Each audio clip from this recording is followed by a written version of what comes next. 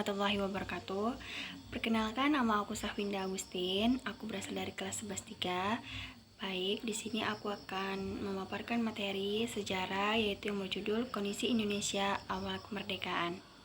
Kondisi awal kemerdekaan Indonesia.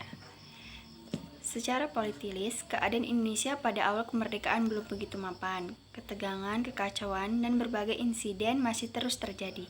Hal ini tidak lain karena masih ada kekuatan asing yang tidak rela kalau Indonesia merdeka.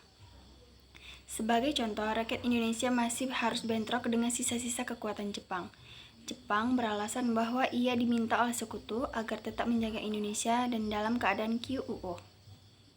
Di samping menghadapi kekuatan Jepang, bangsa Indonesia harus berhadapan dengan tentara Inggris atas nama sekutu dan juga Nikat atau Belanda yang berhasil datang kembali ke Indonesia dengan membonceng sekutu. Pemerintah emang telah terbentuk beberapa alat negara yang juga tersedia, tetapi karena baru awal kemerdekaan tentu masih banyak yang kekurangan. PPKI keanggotaannya sudah disempurnakan, berhasil mengadakan sidang untuk mengesahkan UUD dan memilih presiden dan wakil presiden.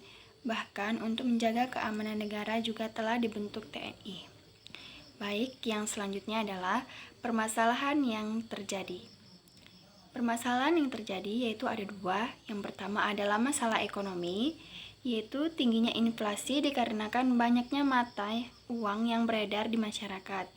Kala itu mata uang yang diakui dan digunakan bersamaan kala itu diantaranya D-Japasde, Mark atau DJB, mata uang pemerintah Hindia Belanda, serta mata uang pendudukan Jepang.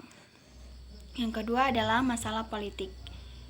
Masalah politik adalah keadaan Indonesia di awal kemerdekaan belum mapan. Terjadi ketegangan, kekacauan, dan berbagai insiden, sebab ada pihak yang tidak rela Indonesia merdeka.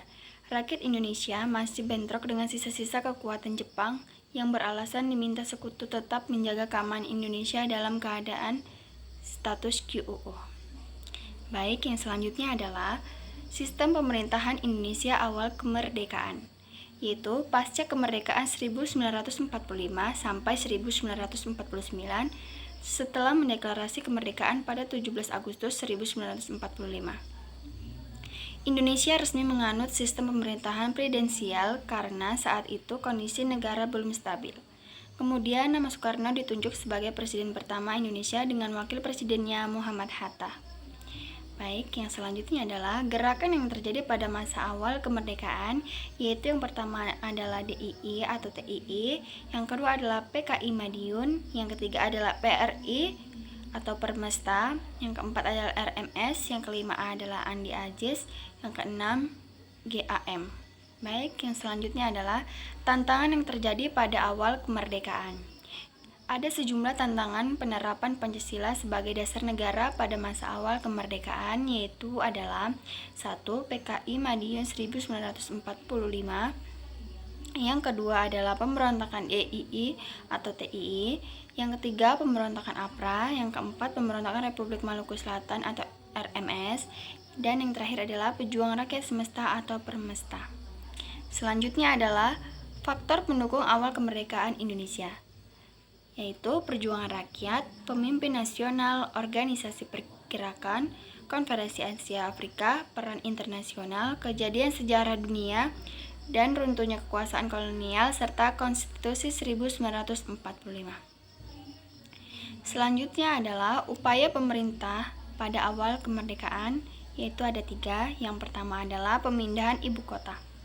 Kondisi Jakarta yang kacau pada masa awal kemerdekaan membuat pemerintah memutuskan untuk memindahkan ibu kota dari Jakarta ke Yogyakarta pada 4 Januari 1946. Yang kedua adalah mengeluarkan mata uang Republik Indonesia, di mana untuk mengatasi masalah keuangan, pemerintah Indonesia mengeluarkan mata uang Republik Indonesia yang disebut ORI atau Orang Republik Indonesia pada 30 Oktober 1946, serta menyertakan uang nikah sebagai alat yang tidak sah. Yang ketiga adalah pemenuhan hak dan kewajiban warga yang sama. Struktur kehidupan masyarakat mulai mengalami perubahan dan tidak ada lagi diskriminasi. Semua warga memiliki hak dan kewajiban yang sama. Baik, yang terakhir adalah kesimpulan. Hari kemerdekaan merupakan awal dari puncak perjuangan bangsa Indonesia dalam melawan penjajah.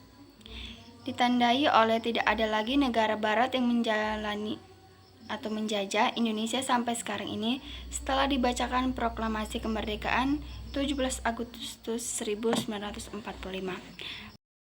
Baik, hanya itu yang bisa saya sampaikan. Semoga bermanfaat bagi yang menonton atau melihatnya. Lebih dan kurang saya mohon maaf. Sekian dan terima kasih. Wassalamualaikum warahmatullahi wabarakatuh.